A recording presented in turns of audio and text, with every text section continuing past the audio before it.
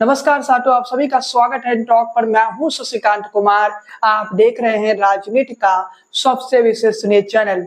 आज के इस वीडियो में बताएंगे नीतीश कुमार के मन में क्या चल रहा है। क्या नीतीश कुमार कुछ बड़ा फैसला लेने जा रहे हैं? एक तरफ नीतीश कुमार गिरिराज सिंह को आखिरी पंक्ति पर बैठाते हैं, जानबूझकर बैठाते हैं। गिरिराज सिंह हाल में ही सीमांचल यात्रा करके निकले, सीमांचल में हिंदुओं को जगाने निकले थे गिरिराज सिंह। उसी गिरिराज सिंह को नीतीश कुमार ने एक तरह से उनकी हैसियत बता दिया और बता दिया कि आप किस लेवल के नेता है। ये नीतीश कुमार ने एनडीए के बैठक के दौरान किया। जिस प्रकार से गिरिराज को साइड किया, उससे नीतीश कुमार ने एक मैसेज तो दे दिया, लेकिन अगली मैसेज जो बिहार आकर उत्तर प्रदेश के राज्यपाल और गुजरात के पूर्व मुख्यमंत्री आनंदीबेन पटेल ने दिया। आनंदीबेन पटेल अचानक नीतीश कुमार से मुलाकात करते हुए बिहार दौरा पर पर्यटन स्थलों के दौरा करने आई, पर्यटन स्थलों को घूमने आई है। लेकिन आनंदीबेन पटेल अचानक नीतीश कुमार से मुलाकात करते। बताया जाता है कि उस मुलाकात के दौरान अमित शाह और मोदी ने जो उन्हें मैसेज बताने के लिए कहा था, वो मैसेज कहीं ना कहीं नीतीश कुमार को बताया गया। नीतीश कुमार से ये कहा गया कि आप गठबंधन छोड़ के नहीं जाइए। दूसरी तस्वीर ये है कि राहुल गांधी और तेजस्वी के बीच अब बातचीत नहीं हो रही। राहुल गांधी और तेजस्वी के बीच सब कुछ ठीक नहीं है। कारण एकमात्र है कि तेजस्वी यादव मुख्यमंत्री का सपना देखना छोड़ नहीं रहे। बात यह है कि तेजस्वी यादव नीतीश कुमार को गठबंधन में तो लाना चाहते हैं, लेकिन तेजस्वी यादव इस शर्त पर गठबंधन में नीतीश कुमार को लाना चाहते हैं कि 2025 में मुख्यमंत्री चेहरा तेजस्वी यादव ही हो और नीतीश कुमार ना हो।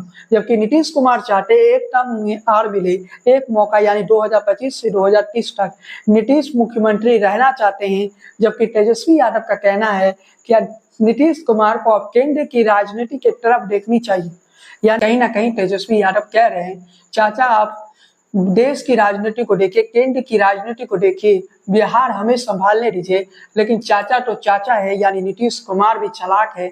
मजे हुए राजनेता के तरह नीतीश कुमार ने कह दिया कि 2025 से 2030 तक वो मुख्यमंत्री बनना चाहते हैं। और एक और बड़ी कहानी मैं बताना चाहता हूँ। एक बड़े राजनीति के रणनीतिकार हैं, देश के एक बड़े राजनीति के रणनीतिकार है, वो नीतीश कुमार से गुप्त मुलाकात करते हैं। नाम हम नहीं बता रहे हैं, लेकिन पटना में नीतीश कुमार के करीबियों द्वारा ये मुलाकात करवाया जाता है। ये मुलाकात किन मुद्दों पर होता है वो जान लीजिए। वो राजनीति का जो बड़ा सलाहकार है, जो बड़े राजनीति के रणनीतिकार है, वो नीतीश कुमार को ये बताया कि इस बार भी चिराग मॉडल, याद करिए मैंने ही यूट्यूब पर सबसे पहले, उस समय इंटॉक नहीं था, 2020 के विधानसभा चुनाव के दौरान कहा था चिराग पासवान नीतीश कुमार को फंसाने के लिए एक चक्रव्यूह है। और ये बातें सबसे पहले मैंने बताया था। और उस बात को बाद में नीतीश कुमार के करीबी नेता ललन सिंह ने भी बताया कि चिराग मॉडल लाकर जेडीयू की सीटें कम करने की कोशिश हुई। और ये बातें मैंने सबसे पहले विधानसभा चुनाव के दौरान ही बता दिया कि चिराग के चक्रव्यूह में नीतीश कुमार फंस चुके। आज के तारीख में चिराग पासवान जैसे ही 2 और चक्रव्यूह तैयार कर लिया गया। एक चक्रव्यूह जन स्वराज यानी प्रशांत किशोर के जरिए नीतीश कुमार को फंसाने के लिए तैयार किया गया। और दूसरा चक्रव्यूह जो है, बिहार की सियासत में हाल में ही बिहार के सियासत में एक और नई पार्टी की एंट्री हुई। और ये नई पार्टी है किसकी, तो जान लीजिए, ये नई पार्टी आरसीपी सिंह का है। आरसीपी सिंह कौन है? नीतीश कुमार के सबसे करीबी दोस्त। आरसीपी सिंह कौन है ये बताने की जरूरत नहीं, नीतीश कुमार के बेहद करीबी है। आरसीपी सिंह एक समय में नीतीश कुमार ने उन्हें पार्टी के अध्यक्ष तक बनाया। और कहा जाता है कि आरसीपी सिंह जेडीयू को समाप्त करने के लिए बीजेपी में विलय करने की साजिश रची। ललन सिंह आरसीपी सिंह की पुरानी लड़ाई है, लेकिन आरसीपी सिंह को जब नीतीश कुमार दोबारा महागठबंधन में लौटे तो नीतीश कुमार ने आरसीपी सिंह को पार्टी से बाहर का रास्ता दिखाया। लेकिन जब नीतीश कुमार एनडीए में लौटे तो आरसीपी सिंह का भारतीय जनता पार्टी में भी करियर चौपट हो गया। आपको ये बता दें कि आरसीपी सिंह नीतीश कुमार के ही जाति के हैं।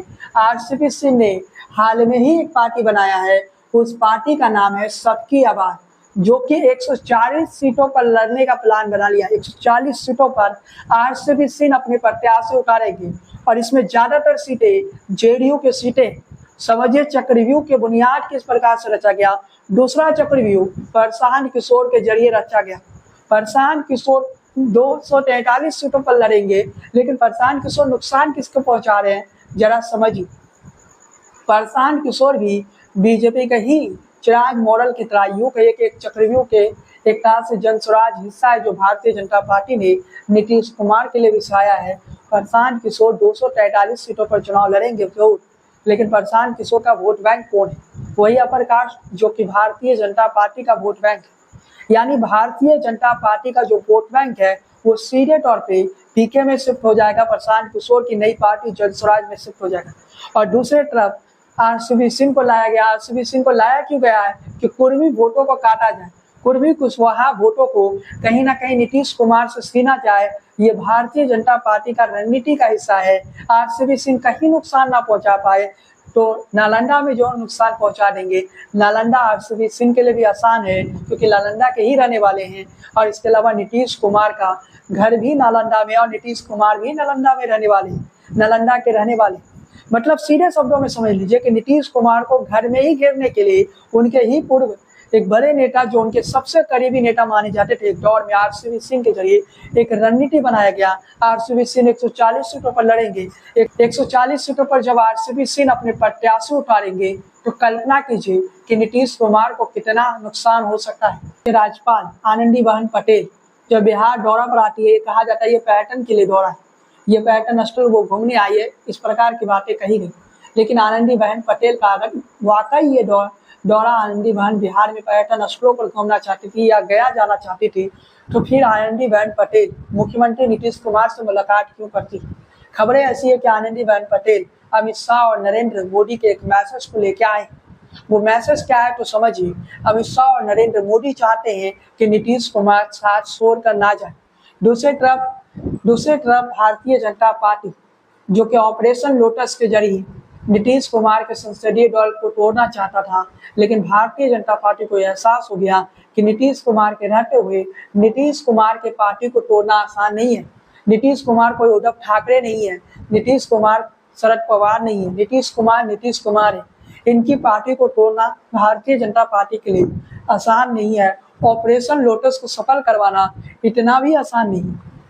सीधे शब्दों में समझ लीजिए कि भारतीय जनता पार्टी को यह एहसास है कि नीतीश के पार्टी को तोड़ना उतना आसान नहीं।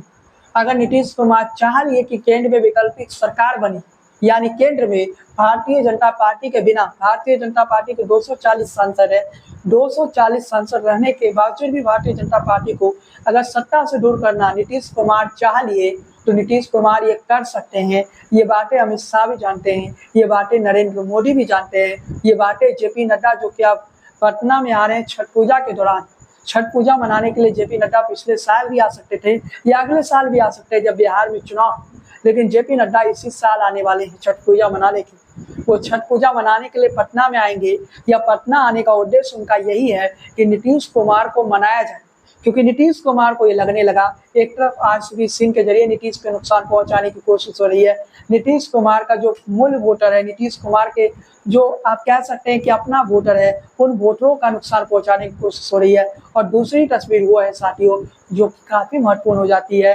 दूसरी तस्वीर जन स्वराज के जरिए भारतीय जनता पार्टी का जो कोर वोटर है, जो core voter Bharatiya Janata party का प्रकाश है, वो कहीं ना कहीं जन स्वराज में शिफ्ट हो जाएगा। जहां जहां जेडीयू के कैंडिडेट यानी जेडीयू के प्रत्याशी, वहाँ भारतीय जनता पार्टी के जो कोर वोटर है वो सीधे तौर पर जन स्वराज में चला जाए। फिर तस्वीर क्या होगा? फिर नीतीश कुमार की सीटों की संख्या 20 रह सकती। एक बड़े राजनीतिक विश्लेषक, एक बड़े राजनीतिक रणनीतिकार जब नीतीश कुमार से मिलने के लिए पटना पहुंचे थे तो उन्होंने यही बातें नीतीश कुमार को बताया। वो रणनीतिकार कौन है वो नहीं बताएंगे, लेकिन इतना बता देना चाहते हैं कि एक बड़े रणनीतिकार से नीतीश कुमार की मुलाकात हुई और ये बातें बता दी कि 2020 से भी नीतीश कुमार का बुरा हाल एनडीए में रहने के कारण हो सकता है। इस बार जेडीयू के, पिछली बार तो जेडीयू को 43 सीटें मिल गया, लेकिन इस बार जेडीयू को 20 सीटें भी नहीं आएगा। ये बातें एक रणनीतिकार नीतीश कुमार से मिलने के बाद कहा गया। और ये खबरें पटना में जो चल रही है इस समय, पटना में जो तस्वीरें हैं सियासत की, वो कब बदल जाए कोई नहीं जानता है। बिहार में कभी सत्ता परिवर्तन नहीं होता है, बिहार में विपक्ष परिवर्तन होता है। हमारे पास जो सूत्रों के हवाले से खबरें, उस खबर को मैं बता देना चाहता हूँ साथियों। वो खबर ये है कि नीतीश कुमार अगला विधानसभा चुनाव तेजस्वी यादव यानी अपने भतीजे के साथ ही लड़ेंगे। भारतीय जनता पार्टी का साथ वो विधानसभा चुनाव से एन मौके पहले छोड़ सकते हैं। खबरें ऐसी है कि 23 नवंबर को जब उपचुनाव के नतीजे आएंगे, उपचुनाव के नतीजे में अगर जेडीयू को लगा कि भारतीय जनता पार्टी का वोटर कहीं ना कहीं जनस्वराज की तरफ चला गया। उस परिस्थिति में जेडीयू कहीं ना कहीं भारतीय जनता पार्टी से अपना रास्ता अलग कर देगा। 23 नवंबर के बाद ही देश के सियासत की तस्वीर तय होगी। और ये बात जान लीजिए, 23 नवंबर को झारखंड और महाराष्ट्र पर भारतीय जनता पार्टी जीत जाती है तो भारतीय जनता पार्टी जेडीयू के सांसदों को तोड़ने में 1 मिनट भी नहीं गवाएगी और भारतीय जनता पार्टी जेडीयू के सांसदों को तोड़कर भी ले जाएगी। भारतीय जनता पार्टी यहाँ तक भी जा सकती है कि जेडीयू के विधायकों को भी तोड़ दे और नीतीश कुमार को सीएम पद से कहीं ना कहीं विदा कर दे। अगर 400 सीटें आ गई होती वाकई लोकसभा चुनाव के दौरान तो नीतीश कुमार इतने दिन भी सीएम नहीं रहते। ये बातें नीतीश भी जानते हैं। भारतीय जनता पार्टी अपने लक्ष्य की तरफ बढ़ रही है और कहीं ना कहीं भारतीय जनता पार्टी का जो मुख्य फोकस है, मुख्य एजेंडा है, उन एजेंडों के साथ नीतीश कुमार कभी नहीं देंगे। वक्त बोर्ड संशोधन विधेयक पर अगर नीतीश कुमार का साथ मांगा जाएगा तो भारतीय जनता पार्टी भी जानती है नीतीश कुमार साथ नहीं देंगे। भारतीय जनता पार्टी ये भी बात जानती है कि अगर नीतीश कुमार के सामने एनआरसी की बात की जाए तो नीतीश कुमार एनआरसी के मुद्दे पर भी भाजपा के साथ नहीं आएंगे। तो भारतीय जनता पार्टी जो जेडीयू में बीजेपी सपोर्टर है, कहीं ना कहीं उन लोगों के साथ मिलकर एक नई राजनीति तय कर सकती है। ऑपरेशन लोटस के जरिए जेडीयू को तोड़ सकती है। उस कदम तक भारतीय जनता पार्टी पहुंच सकती है जिस प्रकार से महाराष्ट्र में शिंदे मॉडल लाया गया, महाराष्ट्र में उद्धव ठाकरे की पार्टी को तोड़कर, शरद पवार की पार्टी को तोड़कर जिस प्रकार से शरद पवार के भतीजे को सत्ता दे दी गई है, पार्टी दे दी गई है, कुछ उसी प्रकार की तरीका बिहार में अपनाया जा सकता है जहां ललन सिंह के हाथों में जेडीयू का कमाल दे दिया जाए और ललन सिंह को बिहार का मुख्यमंत्री बना दिया जाए, जैसे शिंदे को भारतीय जनता पार्टी ने महाराष्ट्र में मुख्यमंत्री का पद दे दिया। अखिलेश यादव ने बता दिया कि नीतीश कुमार बहुत जल्द इंडिया गठबंधन में वापसी करेंगे। अखिलेश यादव ने कहा कि हमें इंडिया गठबंधन में लाकर खुद चले गए। अखिलेश ने अब भी नीतीश की वापसी की बात की, आस भी की, उम्मीद भी जताया। अखिलेश यादव ने यही नहीं रुके, इंटरव्यू में एबीपी न्यूज के चैनल पर वो आए थे, वहां पर उन्होंने यहाँ तक कह दिया कि चुनाव से पहले नीतीश कुमार को इंडिया में लाएंगे।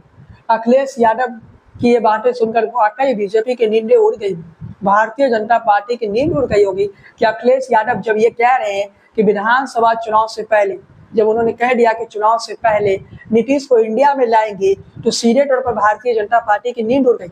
और उसी का नतीजा आप देख रहे हैं कि छठ पूजा मनाने के लिए जेपी नड्डा पटना आ रहे।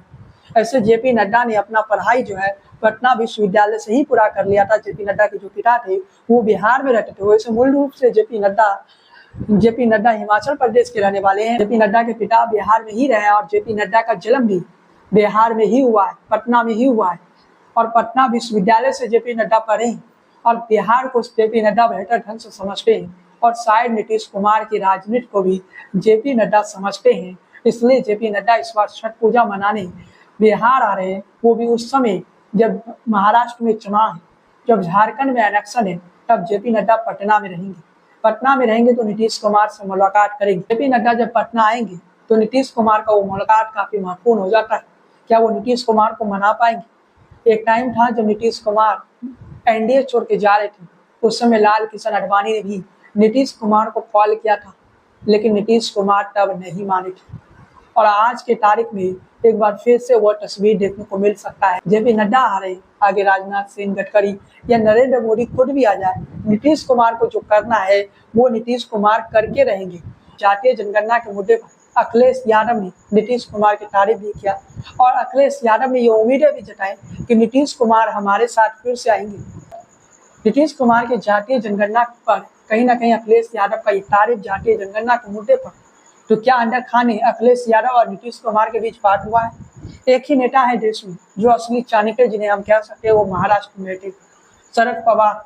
शरद पवार का दोस्ती आप कह सकते हैं नीतीश कुमार से भी है और शरद पवार का दोस्ती चंद्रबाबू नायडू से भी है।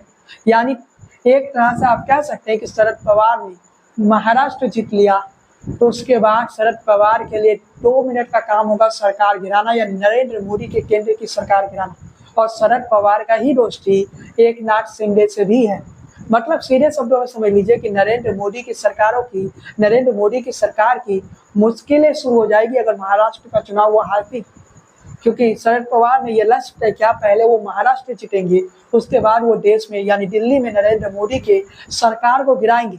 और नरेंद्र मोदी ये बात जानते हैं, इसलिए भारतीय जनता पार्टी पूरा फोकस महाराष्ट्र में कर रही है। महाराष्ट्र को भारतीय जनता पार्टी जीतने के लिए ना जाने कितने फ्री स्कीमें ला दी। यानी भारतीय जनता पार्टी किसी भी कीमत में महाराष्ट्र को जीतना चाहती है। और महाराष्ट्र जीतने के अलावा भारतीय जनता पार्टी के सामने सबसे बड़ी मुश्किल ये है, चंद्रबाबू नायडू भले ही अभी इंडिया के साथ ना जाए, लेकिन अगर नीतीश जाते हैं तो नीतीश चंद्रबाबू नायडू को भी साथ लेके आ सकते हैं शरद पवार के जरिए। और नीतीश कुमार का खुद भी चंद्रबाबू नायडू से अच्छा दोस्ती है। इसलिए हरियाणा में भारतीय जनता पार्टी के मुख्यमंत्री ने शपथ लिया, लेकिन नीतीश कुमार चंडीगढ़ नहीं गए। नीतीश कुमार नहीं गए तो इसी बात से आप समझ लीजिए कि नीतीश कुमार का सियासत कब किस दिशा में चल जाए ये कोई नहीं जानता। जब अखिलेश यादव ये दावे से कहते हैं मुझे भरोसा है नीतीश कुमार जल्द इंडिया में आएंगे, तो समझ लीजिए अंदर खाना कुछ तो बात चल रही, कुछ तो बातें चल रही है जो हम सब शायद नहीं जान पा रहे हैं।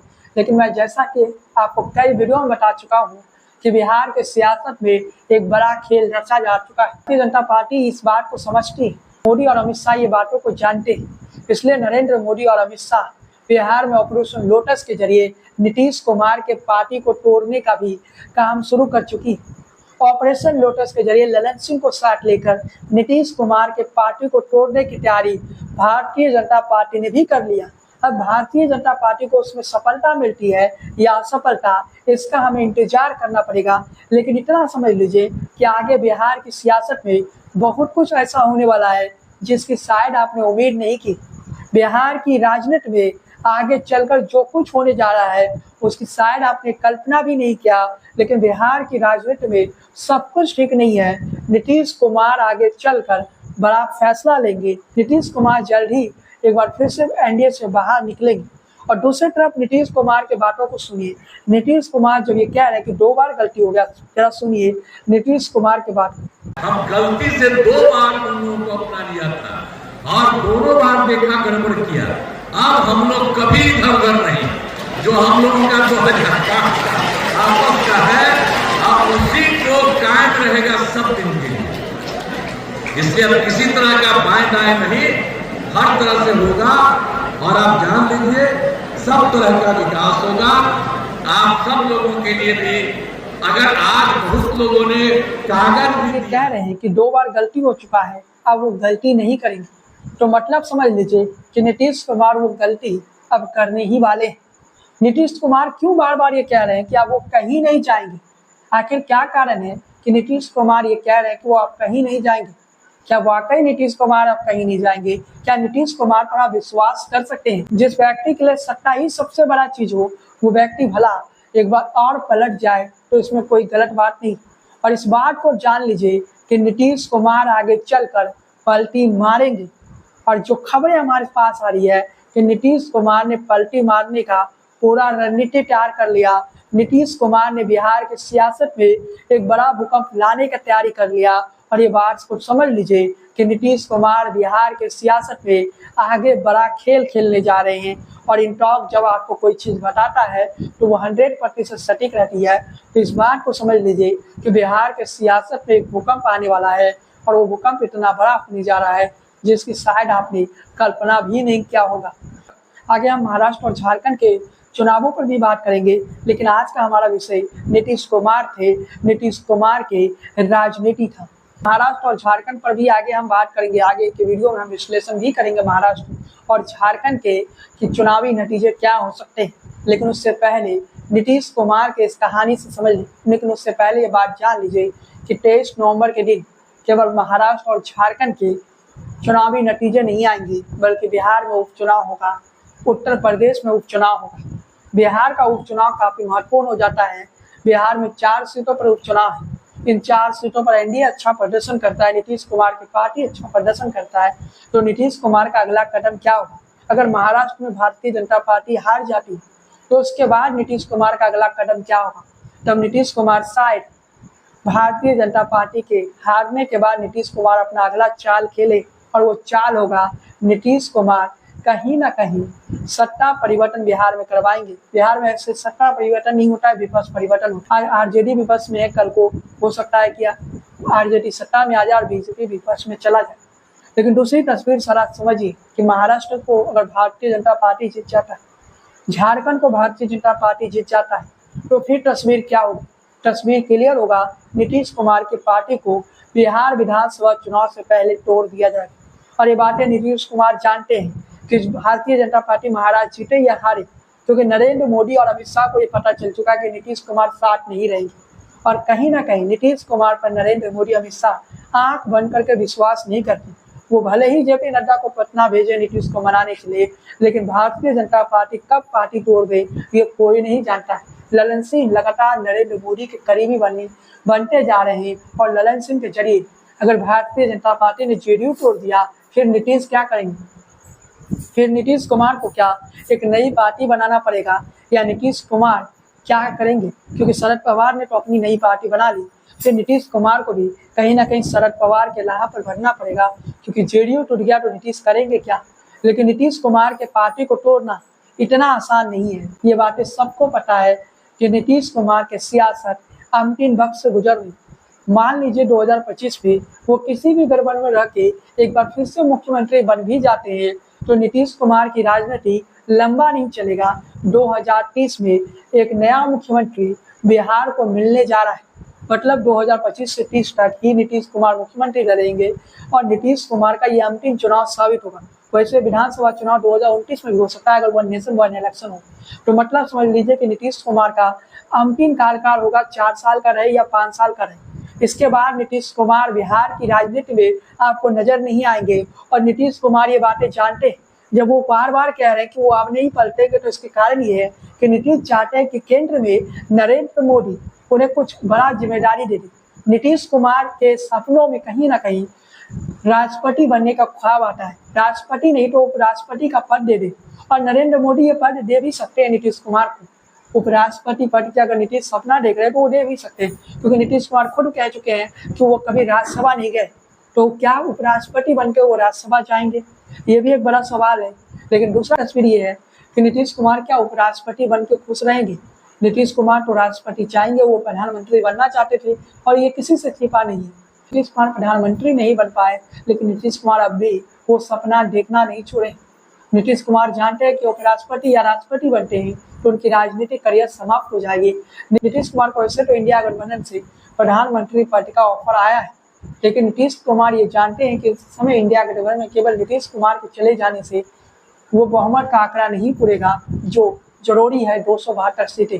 यानी चंद्रबाबू नायडू को भी कि वो केंद्र में विकल्पित सरकार बना भी देते हैं, तो फिर क्या तस्वीर होगी? नीतीश कुमार 3 महीने के लिए प्रधानमंत्री बनेंगे, 6 महीने के लिए प्रधानमंत्री बनेंगे।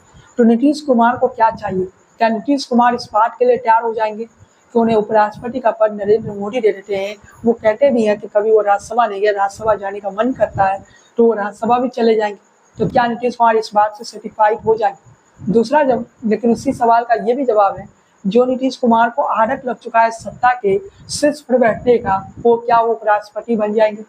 नीतीश कुमार को पता है कि उपराष्ट्रपति बनने के बाद वो राजनीतिक तौर पर एक्टिव नहीं रह पाएंगे, और नीतीश कुमार कहीं ना कहीं नीतीश कुमार चाहते हैं कि वो और 5 साल बिहार के सियासत पर नजर रखे। 5 साल नहीं तो कम से कम 2027 तक जब राष्ट्रपति का चुनाव हो, तब तक नीतीश कुमार मुख्यमंत्री बना रहना चाहते हैं। उस तस्वीर में नीतीश कुमार ये भी देखेंगे कि भारतीय जनता पार्टी के साथ रहने में वो मुख्यमंत्री बनेंगे, या नीतीश कुमार मुख्यमंत्री तेजस्वी यादव के साथ आकर बनेंगे। क्योंकि तस्वीर तो क्लियर है, जनस्वराज के कारण भारतीय जनता पार्टी का कोर वोटर कहीं ना कहीं जनस्वराज में आकर्षित हो जाता है। उस तस्वीर में नीतीश कुमार के सीटें का नुकसान हो सकता है, नीतीश कुमार के पार्टी का नुकसान हो सकता है, और नीतीश कुमार इन बातों को समझते हुए क्या वो आरजेडी के साथ चले जाएंगे?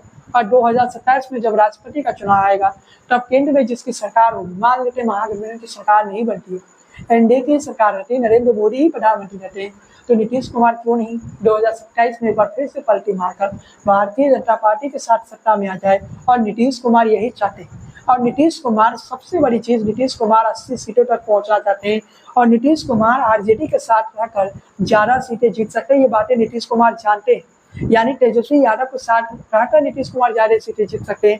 भारतीय जनता पार्टी के साथ अगर नीतीश कुमार रहते हैं तो उनकी सीटें घटेगी, बढ़ने की संभावना नहीं। ये बातें नीतीश कुमार जानते हैं, क्योंकि भाजपा ने नीतीश के खिलाफ एक नहीं बल्कि 2 चक्रव्यूह तैयार कर लिया। पहला तो प्रशांत किशोर है, और दूसरा आसिफ सिंह है। चिराग पासवान का भरोसा नहीं कब वो अलग हो जाए। फिर चिराग पासवान 2020 वाला खेल खेल ले तो बिहार की सियासत में भूकंप आने से कोई नहीं रोक सकता है। ये भी कहा गया कि कैबिनेट का विस्तार होने वाला है, लेकिन अब तक कैबिनेट का विस्तार नहीं हो सका। 2 लोग थे जो तेजस्वी यादव के साथ या कांग्रेस के साथ लेकर गए, लेकिन नीतीश कुमार ने साथ में ये बता दिया कि 2 लोग और भी थे जो नीतीश कुमार को एनडीए में लेके आए। यानी नीतीश कुमार इतने मूर्ख नेता है कि किसी के कहने पर नीतीश कुमार गठबंधन बदल लेते हैं, साथी बदल लेते हैं। ऐसा तो है नहीं। नीतीश कुमार एक मजे हुए राजनेता है। जब नीतीश कुमार कहते हैं ये 2 लोगों के कहने पर हम एनडीए में आए, तो नीतीश कुमार ये भी बताने की कोशिश कर रहे हैं कि हम खुद की मर्जी से नहीं आए। आखिर नीतीश कुमार क्या मैसेज देना चाहते हैं, इससे आप समझ लीजिए। नीतीश कुमार किसी के कहने पर कहीं चले जाते हैं, ये बात सच्चाई नहीं है। और नीतीश कुमार किसी के कहने पर गठबंधन बदल ले, ये पूर्ण रूप से सत्य नहीं हो सकता है। नीतीश कुमार खुद एक मजे हुए राजनेता है और नीतीश कुमार जैसा राजनेता शायद इस धरती पर कोई होगा। लेकिन सीधे शब्दों में समझ लीजिए कि नीतीश कुमार जब ये कहते हैं तो उसके पीछे की राजनीति क्या है, उसके पीछे की राजनीति वसा क्या है।